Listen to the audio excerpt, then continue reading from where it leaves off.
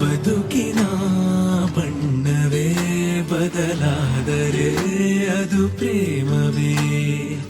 ಬಡವನ ಕಣ್ಣರು ಬೆಳಕಾದರೆ ಅದು ಪ್ರೇಮವೇ. ಕೊರಳಿದು ಕಂಪಿಸಿ ಬೆಗೆಯಾದರೆ ಅದು ಪ್ರೇಮವೇ.